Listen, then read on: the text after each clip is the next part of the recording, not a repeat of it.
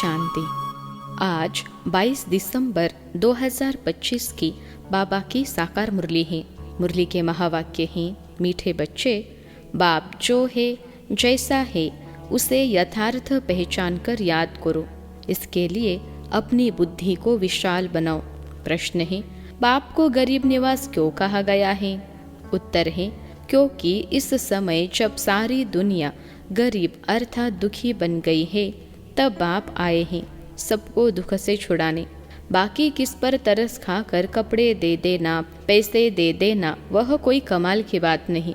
इससे वह कोई साहूकार नहीं बन जाते। ऐसे नहीं मैं कोई इन भीलों को पैसा देकर गरीब निवास कहलाऊंगा। मैं तो गरीब अर्थात पतितों को जिनमें ज्ञान नहीं है उन्हें ज्ञान देकर पावन बनाता हूँ। गीत है, यही बहार है दुनिया को भूल जाने की।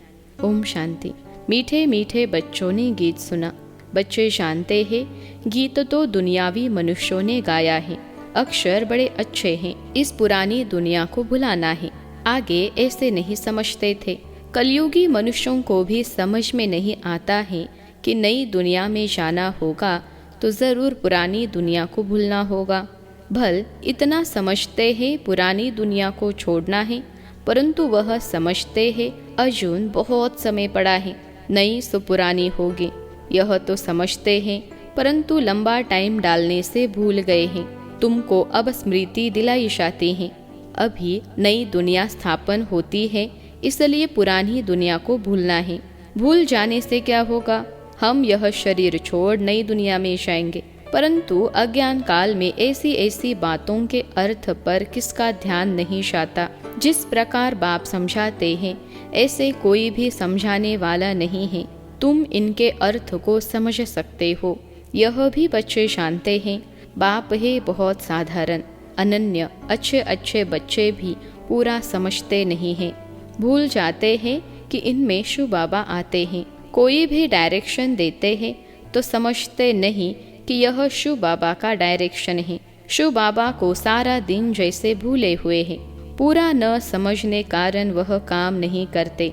माया याद करने नहीं देती, स्थायी वह याद ठहरते नहीं। मेहनत करते करते पिछाड़ी में आखिर वह अवस्था होनी जरूर है। ऐसा कोई भी नहीं जो इस समय कर्मातीत अवस्था को पाले। बाप जो है जैसा है उनको जानने में बड़ी बुद्धि चाहिए। तुमसे पूछेंगे बाप दादा गर्म कपड़े पहनते हैं?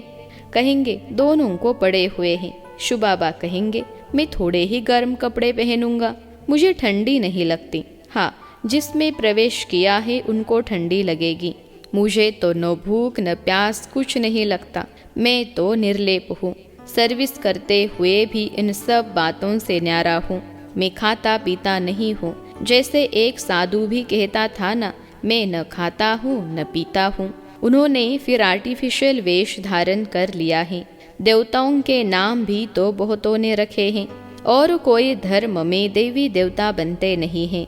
यहाँ कितने मंदिर हैं, बाहर में तो एक शिव बाबा को ही मानते हैं। बुद्धि भी कहती है फादर तो एक होता है, फादर से ही वर्षा मिलता है। तुम बच्चों की बुद्धि में है कल्प के इस पुरुषोत्तम संगम युग पर ही बाबा से वर्षा मिलता है।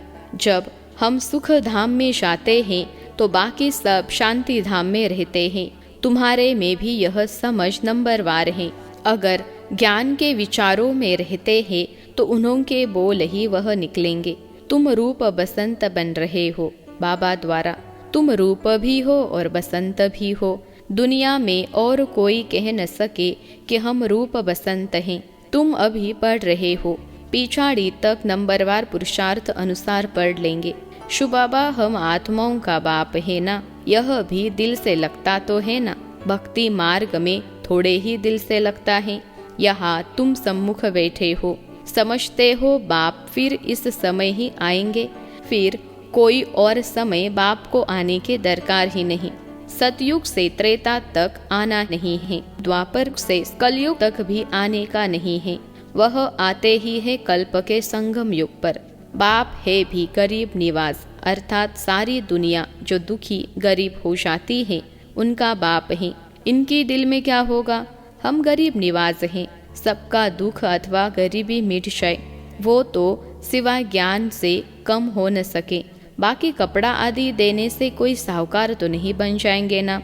करके गरीब को देखने से दिल होगी इनको कपड़ा दे दे, क्योंकि याद पड़ता है ना मैं गरीब निवाज हूँ। साथ साथ यह भी समझता हूँ मैं गरीब निवाज कोई इन भीलों के लिए ही नहीं हूँ।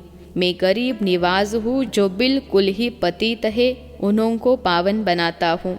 मैं हूँ ही पतित पावन। तो विचार चलता है मैं गरीब निवाज हूँ, परंतु पैसे आदि कैसे दूँ?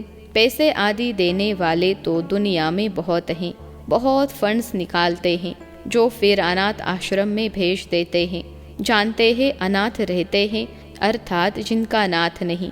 अनाथ माना गरीब। तुम्हारा भी नाथ नहीं था, अर्थात बाप नहीं था। तुम गरीब थे, ज्ञान नहीं था। जो रूप बसंत नहीं वह गरीब अनाथ है। जो रूप बसंत है उनको सनाथ कहा जाता है। सनाथ साहूकार को, अनाथ गरीब को कहा जाता है।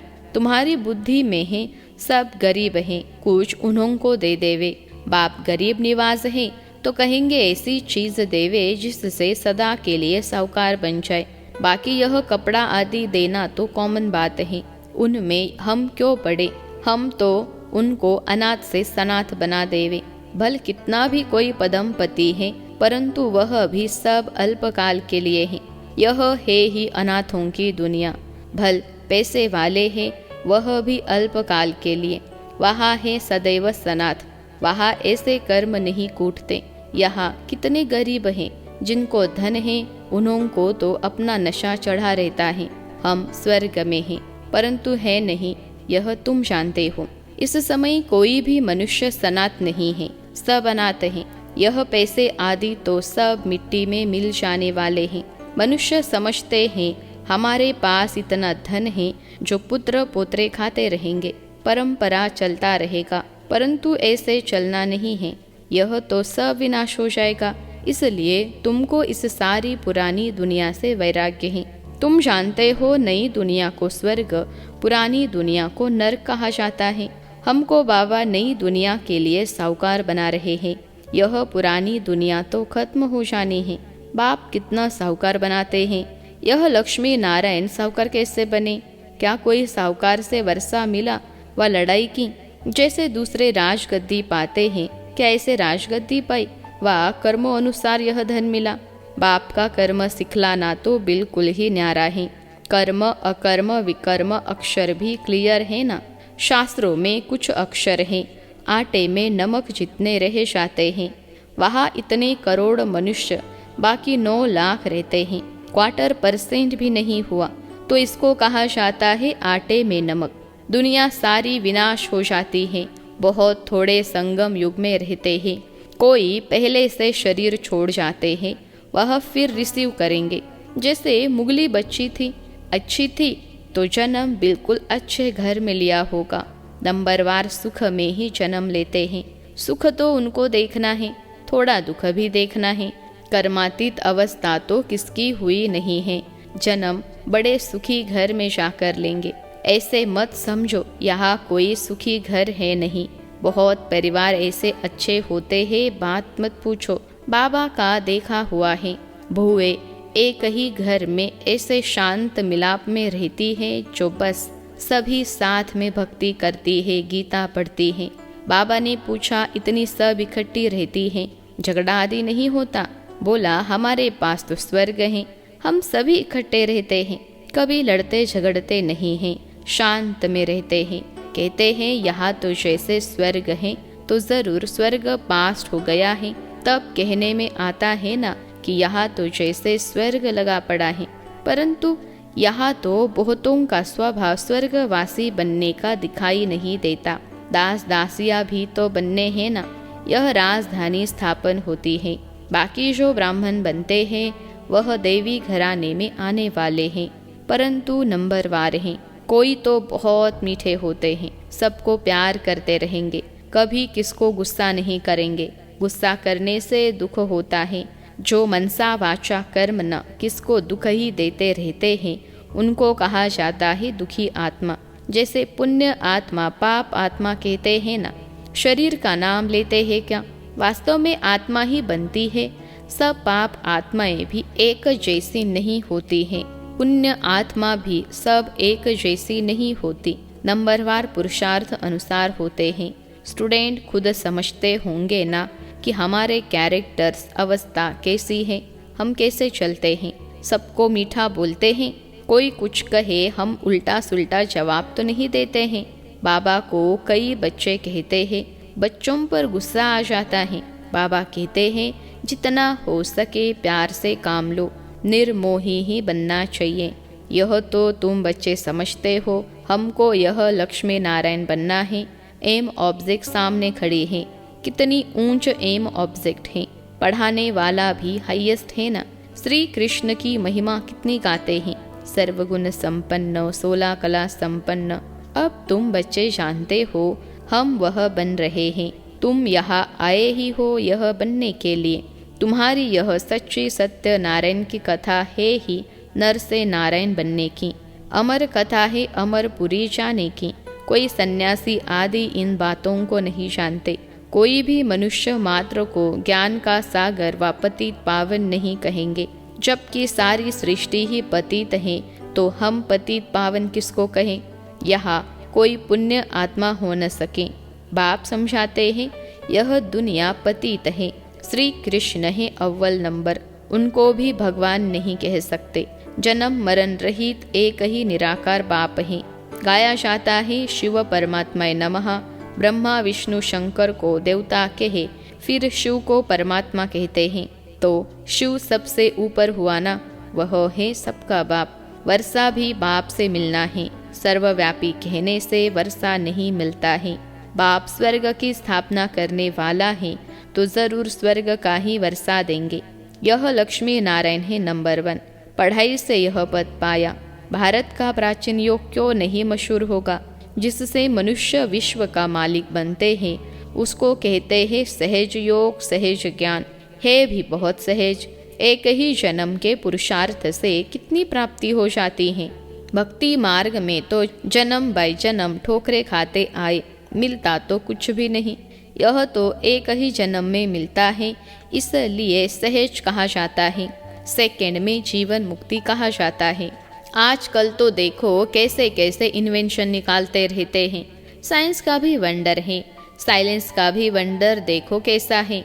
वह सब कितना देखने में आता है, यहाँ कुछ नहीं है। तुम शांति में बैठे हो, नौकरी आदि भी करते हो, हथ कारडे, और आत्मा की दिल यार तरफ आशिक माशुक भी गाए हुए हैं ना। वह एक दो की शक्ल पर आशिक होते हैं। विकार की बात नहीं रहती, कहाँ भी बैठे याद आ जाएंगे, रोटी खाते रहेंगे, बस सामने उनको देखते रहेंगे। अंत में तुम्हारी यह अवस्था हो जाएगी, बस बाप को ही याद करते रहेंगे। अच्छा, मीठे मीठे सिखलते बच्चों प्रति माता पिता बाप दादा का याद प्यार और गुड मॉर्निंग। रूहानी बाप की रूहानी बच्चों को नमस्ते। हम रूहानी बच्चों की सिखलते रूहानी माता पिता बाप दादा को याद प्यार, गुड मॉर्निंग और नमस्ते बाबा नमस्ते। धारणा के लिए मुख्य सार। पहली पॉइंट है रूप बसंत बन, मुख से सदा सुखदाई बोल बोलने हैं, दुखदाई नहीं बनना है। ज्ञान के विचारों में रहना है, मुख से ज्ञान रत्न ही निकालने हैं। दूसरी पॉइंट है निर्मोही बनना है, हर एक से प्यार से काम लेना है, गुस्सा नहीं करना है। अनाथ को सनाथ बनाने की सेवा करनी है। आज का वरदान है अपने फरिश्ते रूप द्वारा गति सदगति का प्रसाद बांटने वाले मास्टर गति सदगति दाता भव। अपने फरिश्ते रूप द्वारा गति सदगति का प्रसाद बांटने वाले मास्टर सदगति दाता भव। विश्लेषण है वर्तमान समय विश्व की अनेक आत्माएं परिस्थितियों के वश चिल्ला रही हैं। कोई महंगाई से, कोई भूख से, कोई तन के रोग से, कोई मन की अशांति से। सबकी नज़र टावर ऑफ पीस की तरफ जा रही है। सब देख रहे हैं हाहाकार के बाद जय जयकार कब होती है। तो अब अपने साकारी फरिश्ते रूप द्वारा विश्व के दुख दूर करो। मास्टर गति सदगति दाता बन भक्तों को गति और सदगति का प्रसाद बांटो। आज का स्लोगन है मन को इतना शक्तिशाली बना लो जो कोई भी परिस्थिति मन को हलचल में न ला सके। मन को इतना शक्तिशाली बना लो जो कोई भी परिस्थिति मन को हलचल में न ला सके। अव्यक्त इशारे। अब संपन्न व कर्मातीत बनने की धुन लगाओ। अब सेवा के कर्म के भी बंधन में नहीं आओ। हमारा स्थान, हमारी सेवा, हमारे स्टूडेंट, हमारी सहयोगी आत्माएं, यह भी सेवा के कर्म का बंधन है। इस कर्म बंधन से कर्मातीत, तो कर्मातीत बनना है और यह वही है, यही सब कुछ है। यह महसूसता दिलाए आत्माओं को समीप ठिकाने पर लाना है। अच्छा, ओम शांति।